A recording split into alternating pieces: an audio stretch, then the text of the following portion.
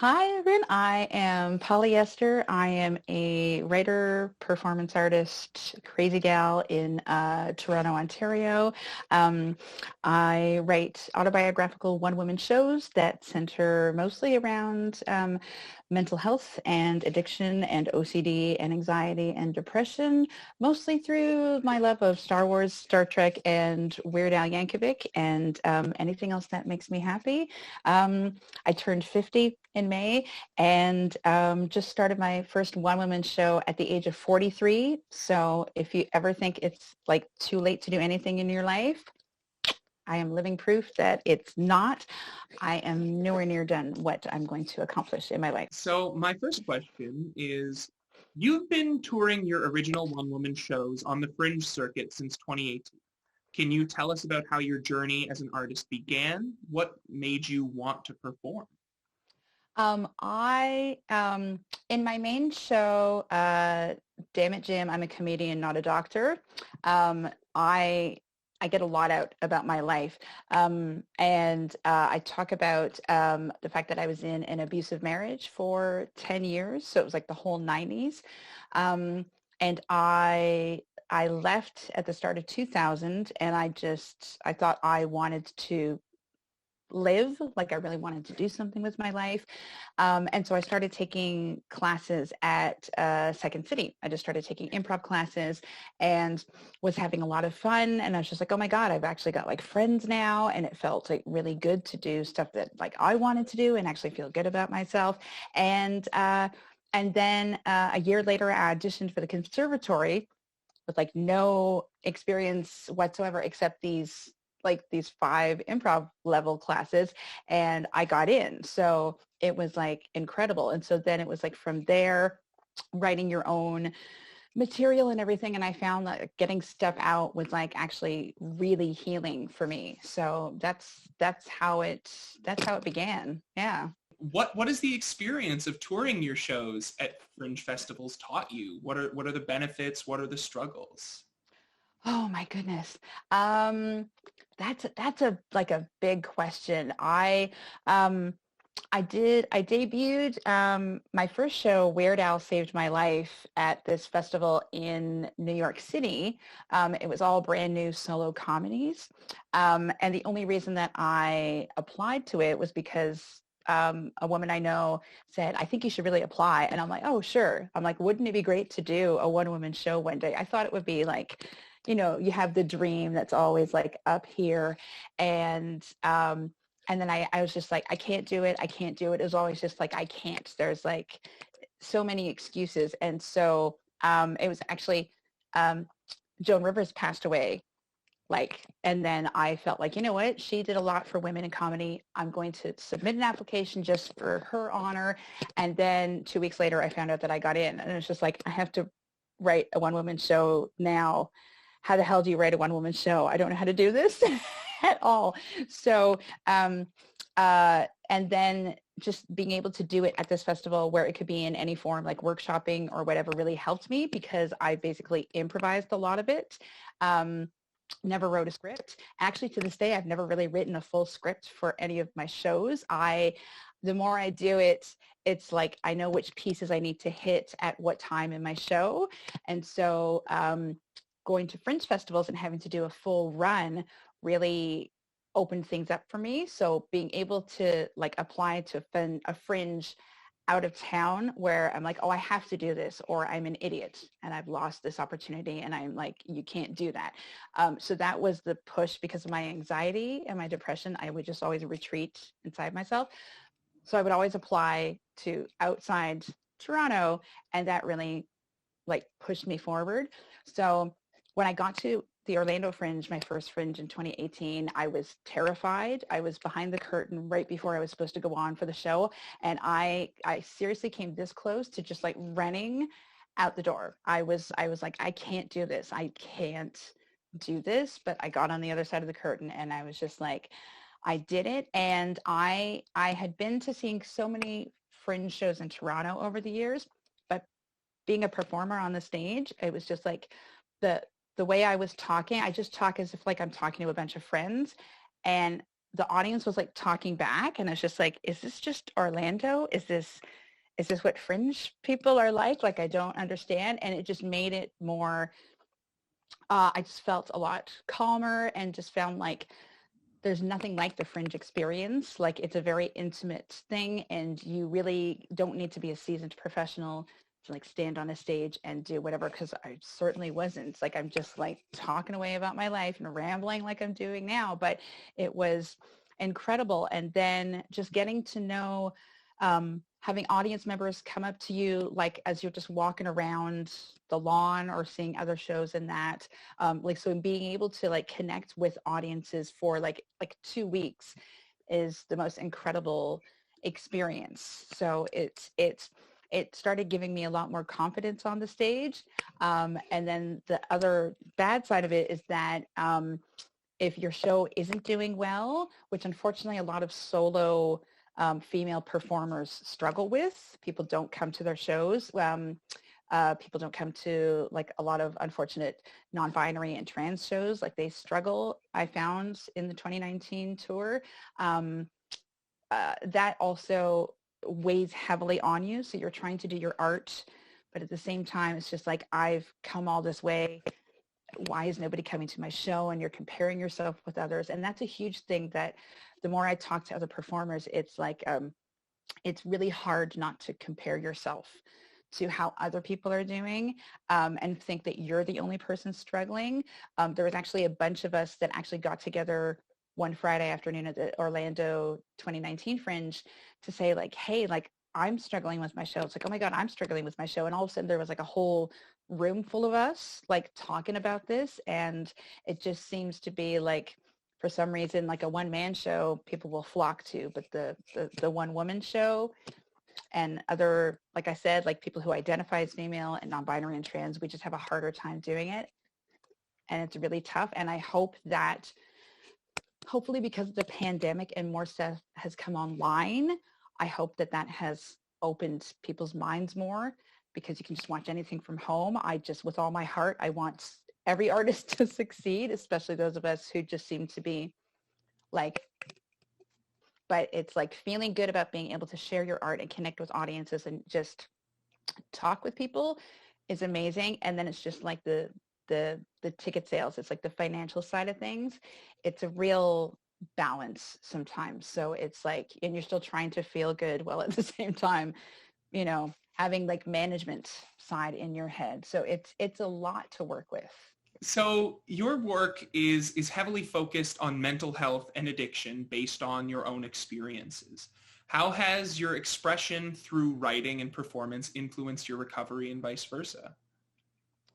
My show Damn It Jim is about how Star Trek has helped me in my journey as a recovering alcoholic. I started and it didn't like start that way. When I did it in that festival in New York, I had just watched 2 years of Star Trek for the very first time, like nonstop in a binge. And then 10 days after that, ended up in Las Vegas for the largest Star Trek convention in the world.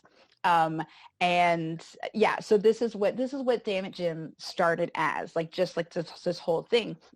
And when I was at one of the Q&As, I went up to ask a question, and I ended up having like the big moment in my show is that, oh my God, I'm still talking. I realize I have to plug in my cable because my battery is going out on my, see what happens with live theater, folks.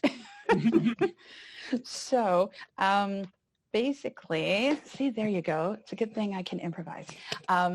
And then got right back on track. So basically, it was just about, I was standing at the microphone and just inadvertently came out and admitted that I was an alcoholic in front of a ballroom of 5,000 people.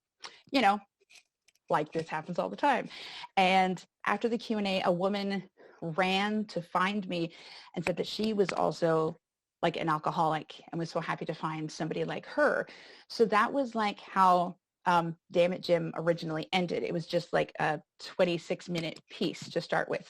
And then I expanded it the next year, and I did it again the next year. And it was more about like going back to the convention the following year and actually holding an AA meeting in my room at the convention, which was like the first time that had been done. But it was more about Star Trek and me connecting with characters. And my friend came up to me afterwards and said, you realize your show is about like you're being an alcoholic. And I was just like, it's just like, you hear about people working on shows for years, and I'm like, no, it has to be like done right now. It has to be perfect. And this is the show and how it's going to be. And doing my show over like several years, it's like, the way it has like grown and evolved has been incredible. So I was already talking about like my addictions and my anxiety and depression in my show. So I was already tackling that, but it wasn't as big as it eventually became. I found that once like people started saying like, your show has really helped me. And like people would hug me after the show and would just whisper, I'm 2 months sober. I'm 11 years sober. My father is an alcoholic. I'm in Al-Anon and such like that. And so like, that was another question that you had. Like, that started like to be like my connection to the audience afterwards. I was just like, okay, this isn't just like a one woman show that I've just put on the stage. This is like a lot more. And so working on it more and more, I realized that the more writing that I did and really getting into like, what does this mean? And like, how am I really tackling like my mental health and everything, that really helped open me up and like really face things head on. And because I know that, because now I've been sober for 13 years and 9 months. And in AA, it's like, you really like have to like acknowledge a lot of the things like you've been through in your life and then admit them to a sponsor and everything. And that was like one of the hardest things in my life. But I realized that in writing a one-woman show, it was actually, no matter how many workshops I took, I'm like, I don't know how to write a one-woman show. But I realized that whenever I would share my story in an AA meeting, and I'm like, oh my God, like I'm already doing that. I'm already like doing it in this like safe place. So I realized that once I'd started like doing my show on the stage, I was creating my own safe space so that I felt okay to be able to share my story. And at the same time, the best things that I would hear from members as they left was that I felt really safe. Like, you made us feel like, we really were a family. I was just talking, like I was just listening to a friend. So that has been like the greatest thing. So it's not only like helped me get more stuff out of myself and like not hide away from things, which I really excel at. You don't want to face a lot of reality. That by doing that and just like getting it out on the stage, it's also helped other people. Like, so they left and it's just like hearing, like you were saying things that have been in my head for years. And it's just like, just having somebody like be brave enough to stand on the stage and acknowledge that has made me feel like maybe I could do it as well. And I just started hearing that more and more. So I really just now, I'm like, even though I'm still terrified to get on a stage, like I really am, it terrifies the shit out of me. I swear, it's all good.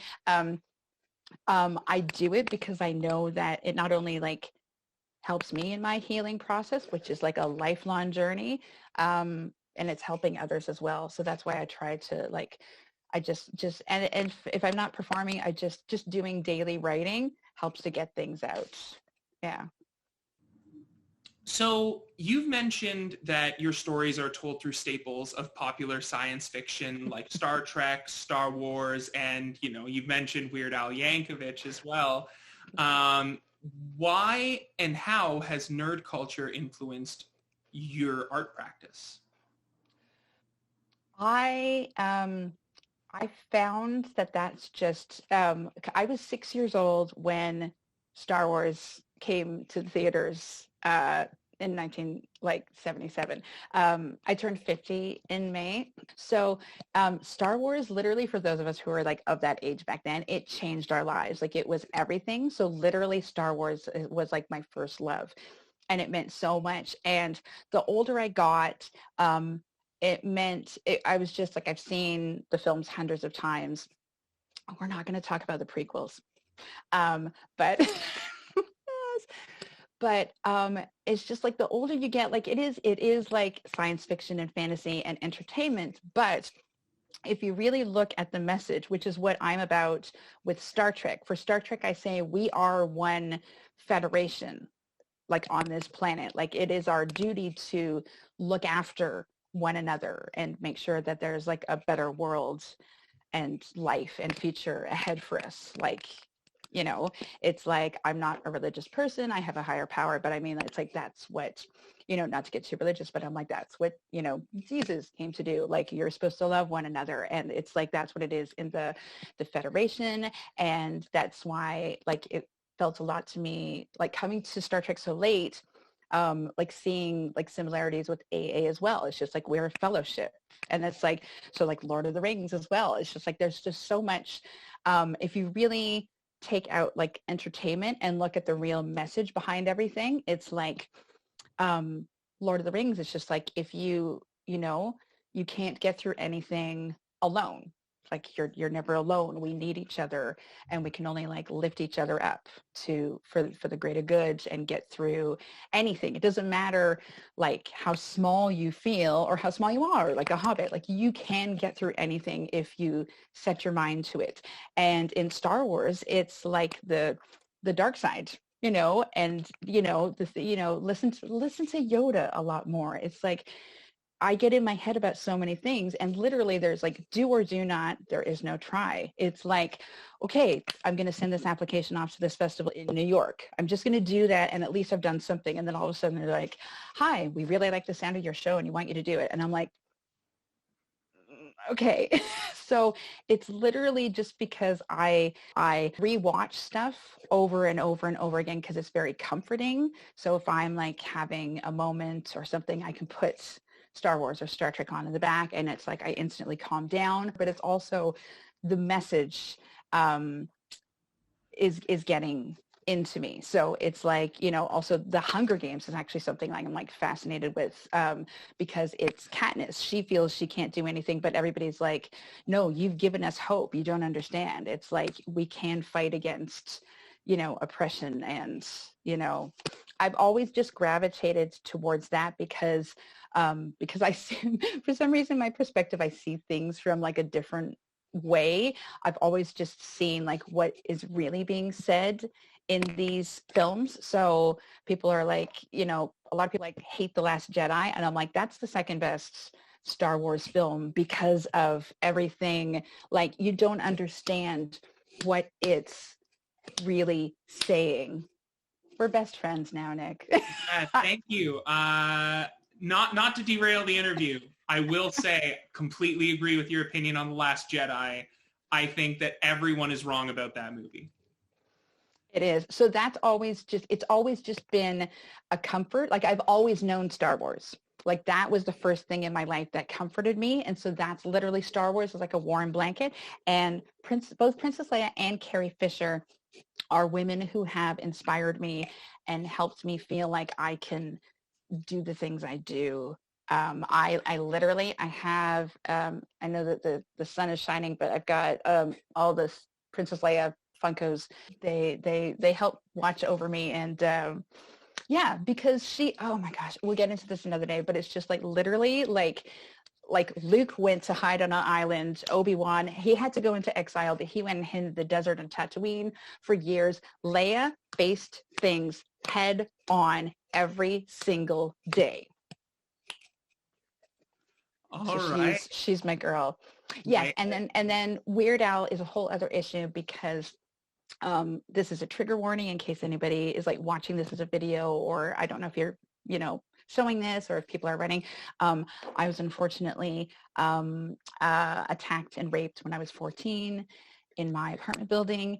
And that's where my OCD and the depression and anxiety started for me, because I didn't understand the world, which is why my Star Wars and Star Trek brings me so much comfort, because those are worlds that I understand and help me actually navigate my way through life. So when I was like so despondent. I couldn't sleep, and I would listen to the radio on my Walkman, and I discovered the Dr. Demento show one night, and this new artist called Weird Al Yankovic. And even though everything in the world was awful at that time, I was like laughing. So I actually found salvation in the world through laughter because of Weird Al.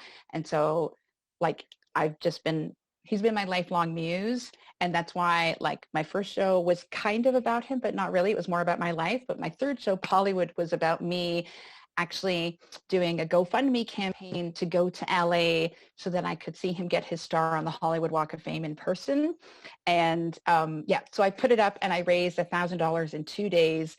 2 weeks later, I went to LA and for 37 hours. So it was the whole experience. And I've met him 3 times now. And if you say, hey, I know Polly Esther, he will know who you're talking about.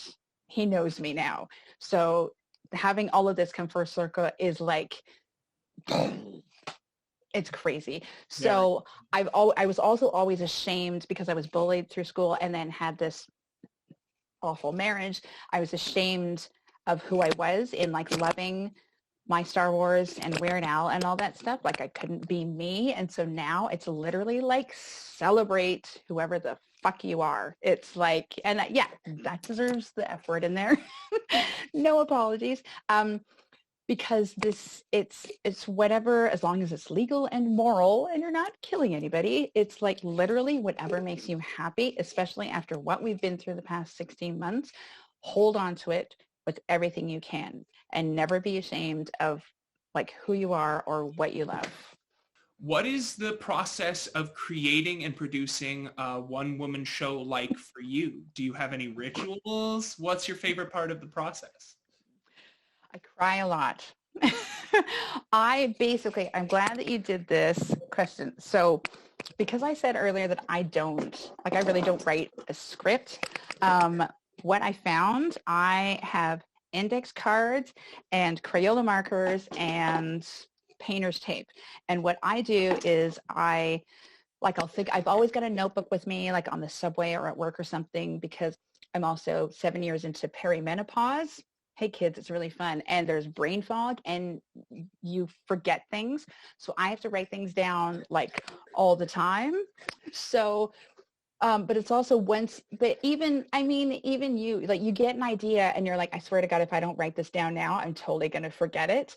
And so I write stuff down whenever I can think of it. And then I'll write it down on the index card when I get home and I'll like put it on the wall. And so for me, I can't just sit and write a script. I found that what works for like best for me is if I have, a Fringe show, I'm like, okay, that's a 60-minute time slot. Okay, so I really need to have it come in at 56 minutes because I need time for the thunderous applause and standing ovation at the end, right? So delusions of grandeur always reign. So, but you also want to have time for thank yous.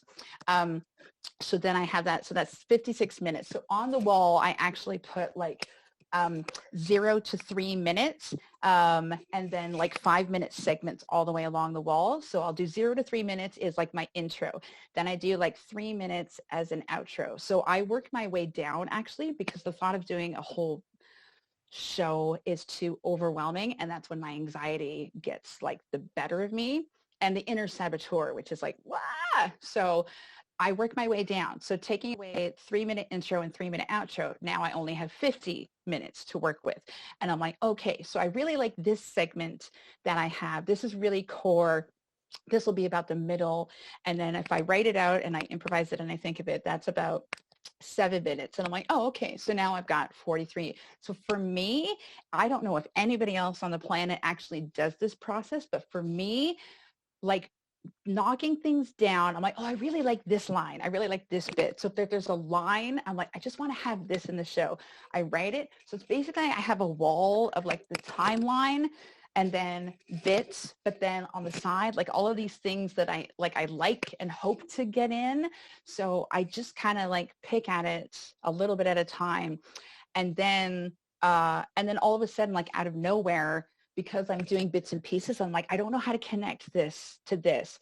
And then by doing that, all of a sudden one night before I'm falling asleep, I'm like, and then I get up and I write it down and I realize that I've connected this, but now this will go at the end and this will go at the start. So it's literally, like if you're ever, anyone listening or whatever, if you're ever writing, don't feel like, do it in little bits.